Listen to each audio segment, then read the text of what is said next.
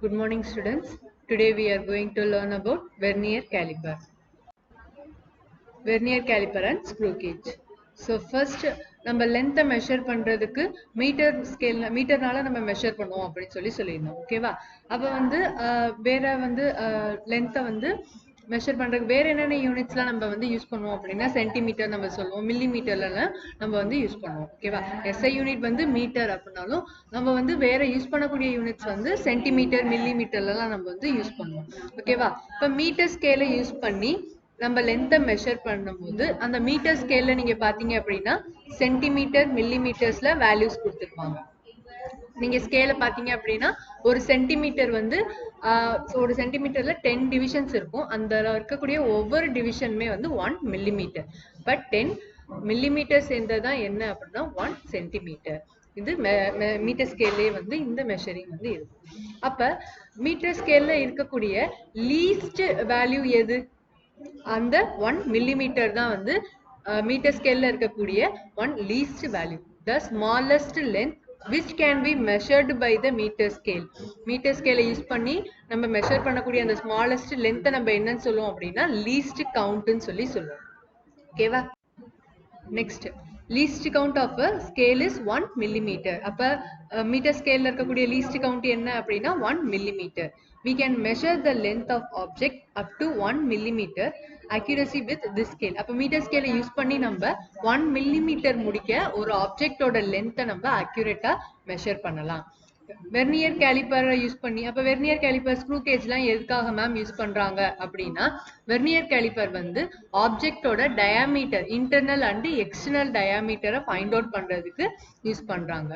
அதே மாதிரி screw gauge எதுக்காக யூஸ் பண்றாங்க அப்படின்னா அதோட ஒரு ஆப்ஜெக்டோட லென்த், ஸ்மாலஸ்ட் ஆப்ஜெக்டோட லென்த், அதோட ஸோ ஸ்க்ரூ கேஜை யூஸ் பண்ணி நம்ம ஸ்மாலஸ்ட் ஆப்ஜெக்டோட லென்த், அதோட திக்னஸை வந்து நம்ம என்ன பண்ணலாம் அப்படின்னா யூஸ் பண்ணி மெஷர் பண்ணலாம். ஃபர்ஸ்ட் இந்த பிபிடியில் நம்ம எதை பத்தி பார்க்க போறோம் அப்படின்னா வெர்னியர் கேலிப்பரை பத்தி பார்க்க போறோம். ஸோ இங்க கொடுத்துருக்க இந்த பிக்சர் தான் வந்து வெர்னியர் கேலிப்பர் வந்து இப்படிதான் இருக்கும். வெர்னியர் கேலிப்பர்ல இருக்கக்கூடிய அந்த என்னென்ன பார்ட்ஸ்லாம் இருக்கு அப்படின்றத நம்ம ஃபர்ஸ்ட் பார்ப்போம். First vernier caliper consist of a long steel scale graduated in centimeter and millimeter called main scale.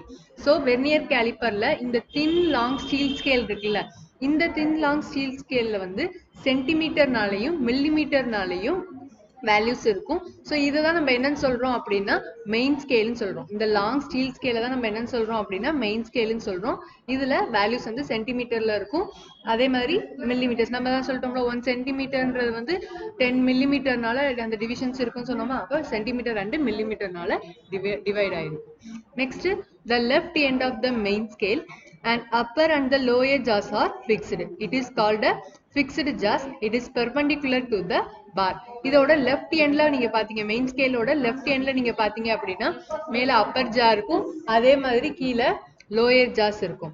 இந்த அப்பர் ஜா அண்ட் லோயர் ஜா, லெஃப்ட் எண்ட்ல இருக்கக்கூடிய இந்த அப்பர் ஜா அண்ட் லோயர் ஜா வந்து ஃபிக்ஸ்டு ஜாஸா தான் இருக்கும். இது வந்து எதுக்கு பெர்பெண்டிகுலரா இருக்கு அப்படின்னா இந்த லாங் ஸ்டீல் ஸ்கேலுக்கு வந்து பெர்பெண்டிகுலரா இருக்கு. Next one, to the right of the fixed jaws, slider with upper and lower movable jaws are fixed. இந்த fixed jawsக்கு ரைட் சைடுல ஒரு ஸ்லைடர் இருக்கும், அந்த ஸ்லைடர்ல அப்பர் அண்ட் லோயர் ஜாஸ் இருக்கும். அதை வந்து நம்ம என்ன பண்ணலாம் அப்படின்னா அது வந்து மூவபிள் ஜாஸா இருக்கும். ஓகேவா? ஸோ ஆல்ரெடி ஃபிக்ஸ்டு ஜாஸ்க்கு ரைட் சைடுல அப்பர் அண்ட் லோயர் மூவபிள் ஜாஸ் வந்து ஃபிக்ஸ் பண்ணியிருப்பாங்க. Next, the vernier scale is marked on the slider and it move along with the movable jaws and slider. இந்த வெர்னியர் ஸ்கேல் ரீடிங் வந்து எதுல இருக்கும் அப்படின்னா நம்ம movable ஜாஸ் சொன்னோம்ல, ரைட் சைட்ல இருக்கக்கூடிய மூவபிள் ஜாஸ், அந்த மூவபிள் ஜாஸ்ல இந்த வெர்னியர் ஸ்கேல் ரீடிங் இருக்கும். The lower jaws are used to measure the external dimension of the object. இப்ப லோயர் ஜாஸ் வந்து எதுக்காக யூஸ் பண்றாங்க அப்படின்னா ஒரு ஆப்ஜெக்டோட எக்ஸ்டர்னல் டைமென்ஷனை மெஷர் பண்றதுக்காக யூஸ் பண்றாங்க.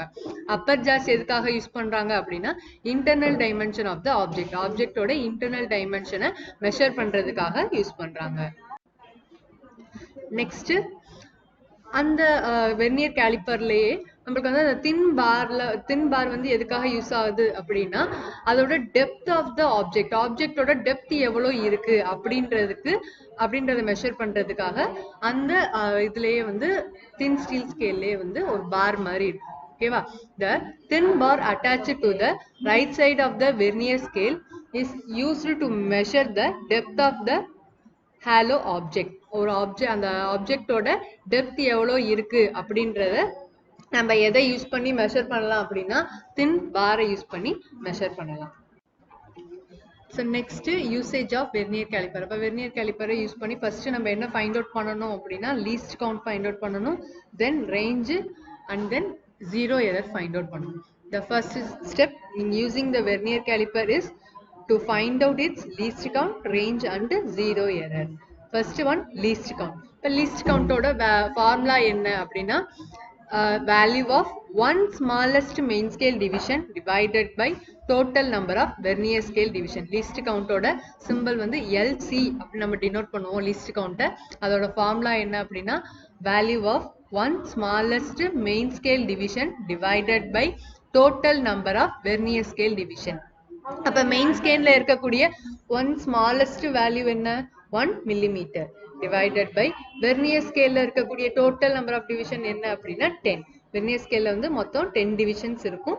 so divided by 10. அப்ப 1 divided by 10 நம்மளுக்கு டிவைட் பண்ணீங்க அப்படின்னா 0.1 மில்லிமீட்டர். இதே இது நீங்க சென்டிமீட்டர்ல மாத்தினீங்க அப்படின்னா 0.01 centimetre.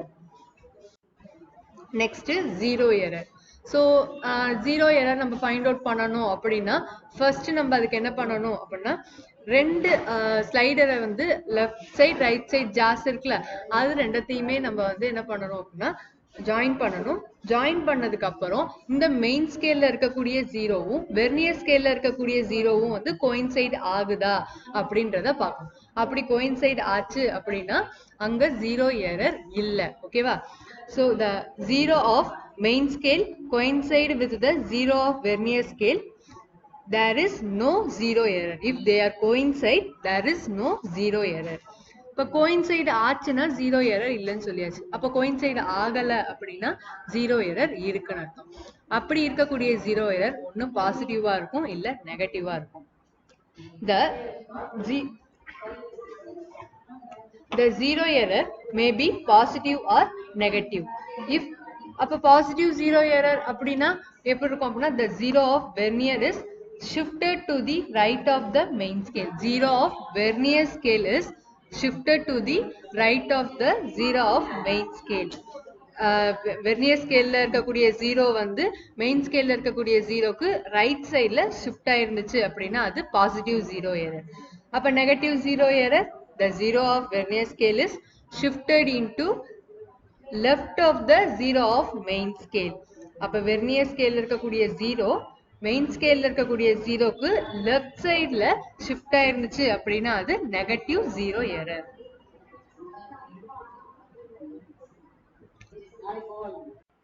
Next one positive zero error. So positive zero எரர்னா நம்ம என்ன சொல்லியிருந்தோம்? Vernier scale is shifted to the right of the zero of main scale.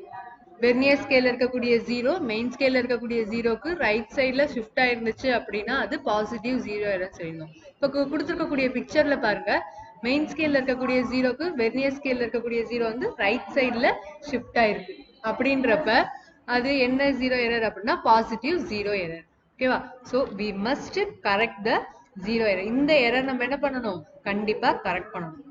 இப்போ கரெக்ட் பண்றதுக்கு என்ன மேம் பண்ணலாம் அப்படின்னா first find out which vernier division is coincide with any of the main scale division. எந்த vernier division எந்த main scale division ஓட coincide ஆயிருக்கு அப்படின்றத பார்க்கணும். ஓகேவா? வெர்னியர் ஸ்கேல் டிவிஷன்ல எந்த வெர்னியர் ஸ்கேல் டிவிஷன் வந்து மெயின் ஸ்கேல் டிவிஷனோட கோயின்சைட் ஆயிருக்கு அப்படின்றத ஃபர்ஸ்ட் பார்க்கணும். ஸோ அப்ப இதுல எது கோயின்சைட் ஆயிருக்கு? நம்பர் 3 தான் வந்து கோயின்சைட் ஆயிருக்கு. ஓகேவா? இப்போ நம்ம வந்து ஜீரோ எரரை கரெக்ட் பண்றதுக்கு ஃபர்ஸ்ட் ஜீரோ எரர்னா என்னன்றதை ஃபைண்ட் அவுட் பண்ணணும். அதுக்கான ஃபார்முலா என்ன அப்படின்னா zero error equal to n into LC. எல்சினா நம்ம என்னன்னு சொல்லியிருந்தோம்? லீஸ்ட் கவுண்ட் தான். அப்ப இதுல எந்த லைன் வந்து கோயின்சைட் ஆயிருக்கு? வெர்னியர் ஸ்கேல்ல எந்த லைன் கோயின்சைட் ஆயிருக்கு அப்படின்றத பார்த்தோம். எந்த line coincide ஆயிருந்துச்சு? 3. 3 into least count என்ன சென்டிமீட்டர்ல நம்ம இங்க போட போறோம். அப்ப சென்டிமீட்டர்ல லீஸ்ட் கவுண்ட் என்ன வெர்னியர் காலிப்பருக்கு 0.01 மல்டிபிள் பண்ணீங்கன்னா 0.03 சென்டிமீட்டர். இது ஜீரோ கரெக்ஷன். இப்ப பாசிட்டிவ் ஜீரோ எரர். இப்ப இதை நீங்க ஜீரோ கரெக்ஷன் பண்ணீங்க அப்படின்னா பாசிட்டிவ்ல இருக்கிறது நெகட்டிவா மாறும். Zero correction is minus 0.03 centimetre. ஓகேவா?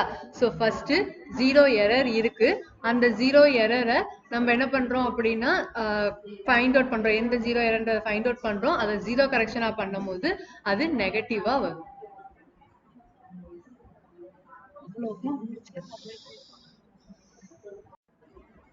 Next one negative zero error. So negative zero error அப்படின்னு பார்க்கும்போது நெகட்டிவ் ஜீரோ எரர் நம்ம என்ன சொல்லியிருந்தோம்? Zero of vernier scale is shifted to the left of the zero of main scale. So vernier ஸ்கேலோட zero main ஸ்கேலோட ஜீரோக்கு left சைட்ல shift ஆயிருந்துச்சு அப்படின்னா அது நெகட்டிவ் ஜீரோ எரர். ஓகேவா? இப்போ இந்த நெகட்டிவ் ஜீரோ எரரையும் நம்ம என்ன பண்ணணும் அப்படின்னா கரெக்ட் பண்ணதான் வேணும். அப்ப நம்ம அதுக்கு என்ன மேம் பண்ணலாம் அப்படின்னா சேம் அதே தான். எந்த வெர்னியர் ஸ்கேல் டிவிஷன் எந்த மெயின் ஸ்கேல் டிவிஷனோட கோயின்சைட் ஆயிருக்கு அப்படின்றத நம்ம பார்க்கணும். ஓகேவா? First find out which vernier division is coincide with any of the main scale division. எந்த vernier scale division main scale division ஓட coincide ஆயிருக்கு அப்படின்றத நம்ம பார்க்க போறோம். ஓகேவா? சோ இதுல ஜீரோ எரரோட ஃபார்முலா என்ன அப்படின்னா அங்க பாசிட்டிவ் ஜீரோ எரருக்கு n இன்ட்டு லீஸ்ட் கவுண்ட் எல்சின்னு போட்டுருந்தோம். நெகட்டிவ் ஜீரோ எரர்ங்கப்ப மைனஸ் n இன்ட்டு எல்சி. எல்சின்றது லீஸ்ட் கவுண்ட். இதுல எது கோயின்சைட் ஆயிருக்குன்னு பார்க்கணும். பட் நம்ம நெகட்டிவ் ஜீரோ எரருக்கு நம்ம பார்க்கும் போது எந்த லைன் கோயின்சைட் ஆயிருக்கு அப்படின்றத பார்க்கும்போது லாஸ்ட்ல இருந்து நம்ம பார்ப்போம். ஸோ லாஸ்ட் டிவிஷன்ல இருந்து பார்க்கும் போது தேர்ட் லைன் தேர்ட் டிவிஷன் தான் லாஸ்ட்ல இருந்து தேர்ட் லைன் தான் வந்து கோயின்சைட் ஆயிருக்கு. ஓகேவா? அப்ப -3 இன்ட்டு லீஸ்ட் கவுண்ட் வந்து 0.01 சென்டிமீட்டர்ல எடுத்திருக்கோம். மல்டிபிள் பண்ணீங்க அப்படின்னா -0.03 சென்டிமீட்டர். இது ஜீரோ எரர். இப்ப ஜீரோ கரெக்ஷன் பண்ணீங்கன்னா என்ன ஆகும்? பாசிட்டிவா இருக்கும் போது அது நெகட்டிவா மாறுதுன்னு நம்ம சொல்லியிருந்தோம். அப்ப நெகட்டிவா இருந்துச்சு அப்படின்னா என்னவா மாறும்? பாசிட்டிவா மாறும். Zero correction is plus 0.03 centimetre. ஓகேவா? ஸோ நெக்ஸ்ட் இது வந்து பாசிட்டிவ் ஜீரோ. இதுக்கு அடுத்து என்ன நம்ம பார்க்க போறோம் அப்படின்னா டிஜிட்டல் வெர்னியர் கேலிப்பர் பார்க்க போறோம். ஸோ டிஜிட்டல் வெர்னியர் கேலிப்பர்னா நம்மளுக்கு வந்து இப்போ நம்ம பார்த்தோம்ல ஜீரோ கரெக்ஷன் என்னன்னு பார்க்குறோம், ஜீரோ எரர் இருக்கா இல்லையான்னு பார்க்குறோம், அதுக்கப்புறம் positive zero error negative zero error பார்க்குறோம். அதே இது டிஜிட்டல் வெர்னியர் கேலிப்பர்ல நம்ம இதெல்லாம் பார்க்க வேண்டிய அவசியமே இல்லை. So it need not to calculate the least count zero error. அதெல்லாம் வந்து கால்குலேட் பண்றதுக்கு தேவையே இல்லை. ஓகேவா? டிஜிட்டல் வெர்னியர் கேலிப்பர்ல நம்ம அந்த ஆப்ஜெக்டை வந்து ரெண்டு ஜாஸ்க்கும் இன் பிட்வீன்ல வைக்கும் போது நமக்கு வந்து அதோட வேல்யூ வந்து அக்யூரேட்டா கரெக்டா காட்டும். ஓகே ஸ்டூடெண்ட்ஸ், இந்த கிளாஸ்ல நம்ம வெர்னியர் கேலிப்பர் பத்தி பார்த்தோம். நெக்ஸ்ட் நம்ம ஸ்க்ரூ கேஜ் நெக்ஸ்ட் கிளாஸ்ல பார்ப்போம். தேங்க்யூ.